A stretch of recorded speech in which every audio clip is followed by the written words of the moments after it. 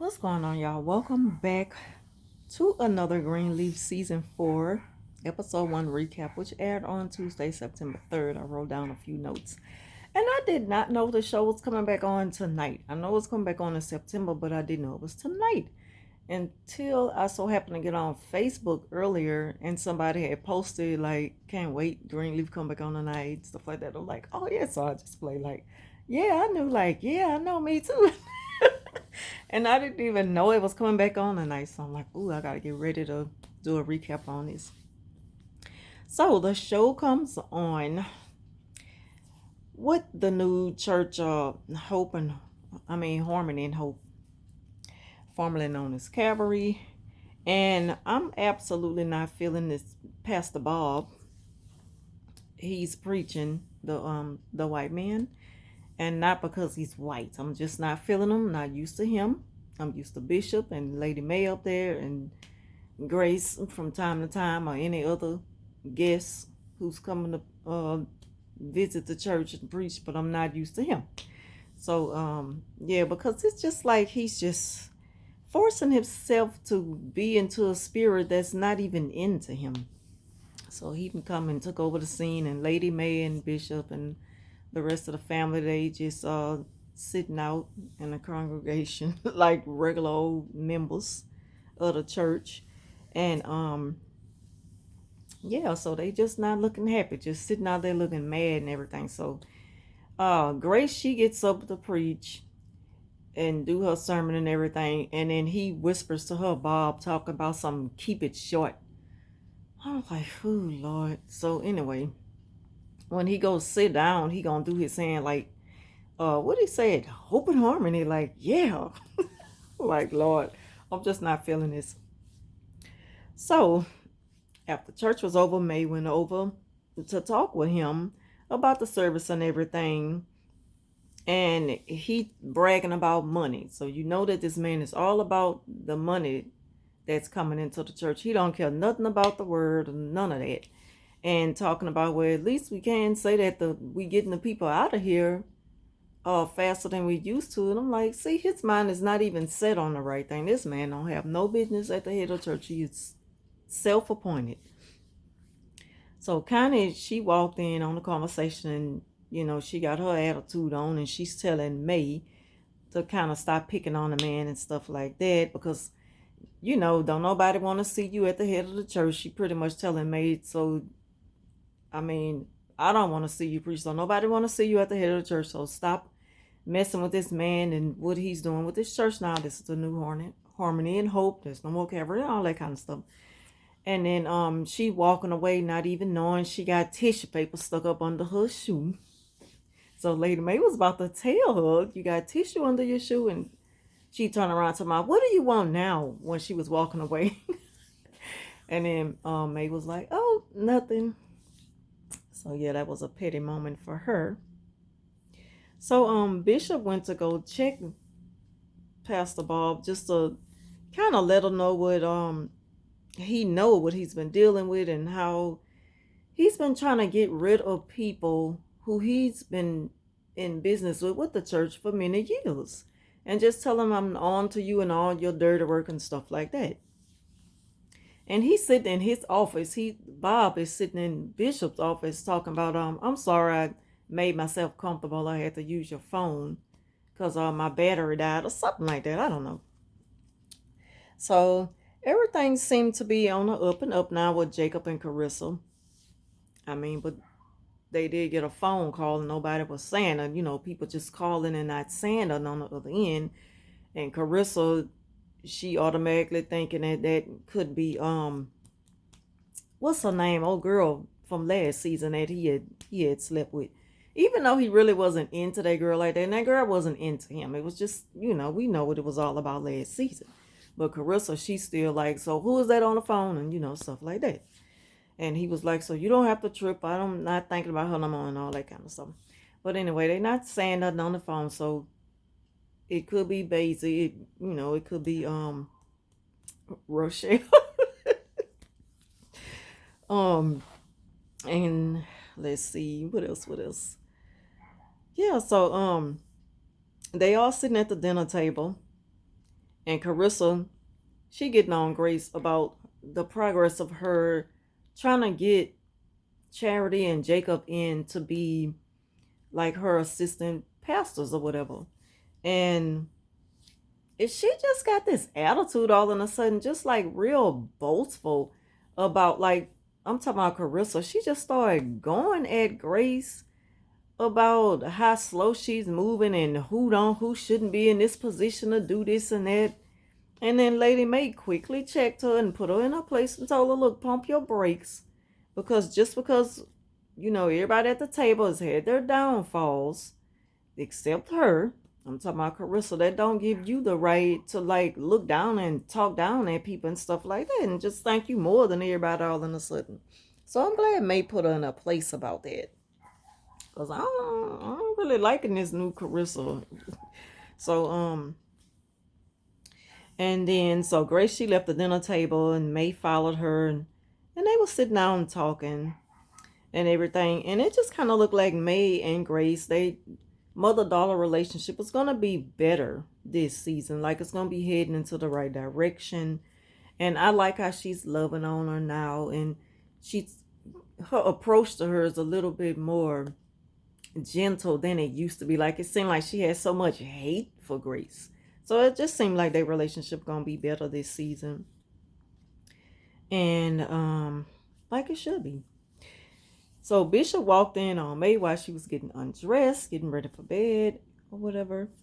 And he was just looking at her and everything. You know how you looking at your wife and stuff. And she looking at him like, and just kind of like not being so cold with it, but not being so open to him and everything. And, even though they still working things out from what had happened between them last season, he couldn't help but to question her and was like, do you still love me? And she was like, I love you. I guess she's telling him I'm not so in love with you like she always had been. And we know why and stuff like that. We know what happened last season with between those two. And since all of that had happened and during a little trial separation, I guess it's just safe to say that she's not gonna rush into like putting this marriage back together and making sure that it stays solid like it used to be. I guess she's just gonna let things just be. But they together and that's a good thing. She just told him, he was like, so what I have to do to get that back with you? And she was like, you're just gonna have to sweep me off my feet. And he talking about how, and I'm like, oh God, it's just like, you gotta tell him everything. Talking about how, well, Lord, I love her bedroom decor. It's just giving me comfort and cozy. And I just love bedroom decorations like that. I love those type of high headboards. And I like that bronze or gold, like dark gold on a headboard set, on a bedroom set and stuff like that. I just love that. And it looks sexy. So Grace, she get a phone call while she's in bed. She get a phone call late one night from an inmate in jail. And I kind of tuned out for a second, but it went to commercial. So when it came back on, Zora, she was talking to Lady Mae about can she have a certain room in the house. And because everybody is staying there now at Bishop's and Lady Mae's house. Everybody is staying there. And she was like, well, I'll make a deal with you if you get up 5 o'clock in the morning to come to Bible study. And then she was like, oh, but it's so early in the morning. So she was saying, can I be like 30 minutes late? And then Lady Mae was like, girl, okay. So I just like the way the family is getting closer and just, showing more love for each other. It's just better than what it was last season. And I'm so glad to see her out of that toxic relationship with that dude. Ugh, I couldn't stand that little dude and the way he was treating her. So Charity meeting with old boy Phil, that he's like Pastor Bob's sidekick. Like he's like they do dirty work together. They into something that ain't no good and ain't no good for church business. So he talking to Charity And it's like she'll do anything to get in the position to be able to preach in somebody's church. And this girl is like, she just get on my nerves. She just get on my nerves. Just like last season, she got on my nerves. So she's talking to him and everything. And he telling her, you can be my ears and eyes. And it's like she thinking about it and stuff like, girl, this man trying to get you to hurt your family. And so whatever with that. So on to the next scene. Lady Mae, she being petty. She done told the maid to tell Carissa. She don't mind her washing clothes. But if she could start washing her clothes only on Tuesdays and Fridays. And yeah, so and I guess she doing it like being super petty with her since she had to kind of put her at her place at the dinner table. So Jacob, he got the AP position because Grace went to go speak with Bob about letting her family come on or she gonna quit. She don't want to be a part of Hope and Harmony if Charity and Jacob can be her assistant pastors.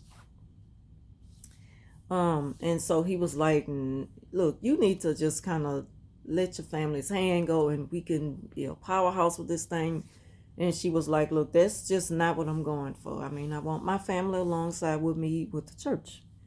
And so he agreed to let Jacob be her assistant pastor.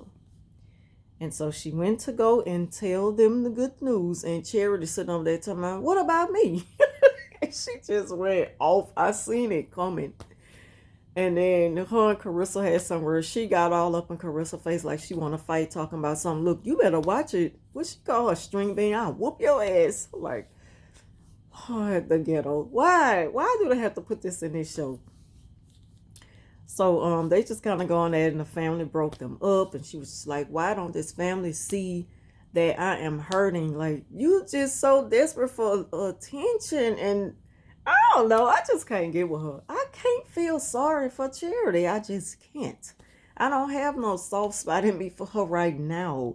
Because what she give me is like comical the way she be just going off.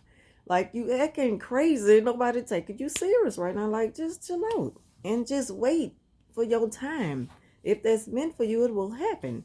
So, I don't know. Maybe it's just me. I'm not trying to be cool. I just don't see her in that position right now. I wouldn't be able to take her serious. Like, and she's so desperate to be able to preach and, stuff like that. So, she was going off. And everybody was just telling her, even Bishop, like, why do you have to just go off like a hose pipe? He called her something like a fire hydrant on a loose, something like that. I was laughing. And then she was just kind of feeling sorry for herself and stuff. And then Carissa, she tripped me out. She up there talking about some, I was like, they need to stop.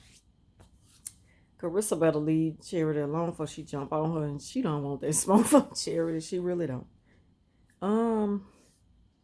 So we heading to the almost the end of the show. And let's see. Okay, so just as I thought, she got mad, Charity, she walked off. And when she walked off, she went through her room. The maid was holding the baby. And she was like, there's mom. He wants mom now. She talking about, I'm going to have to get with him later. So she was mad. She went and got on the phone with Phil. Just said, like, I'm knowing she going to do this. She got on the phone with him. This is her revenge against her family. And she was like, I'm in. So she going to partner up with this man who's trying to bring her family down in some kind of way.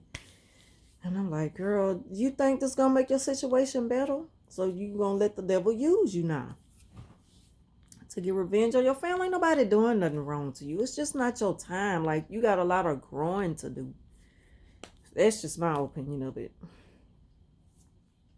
And so that's pretty much how this episode came to an end. So Noah, he had called Grace earlier, her old boo from the past.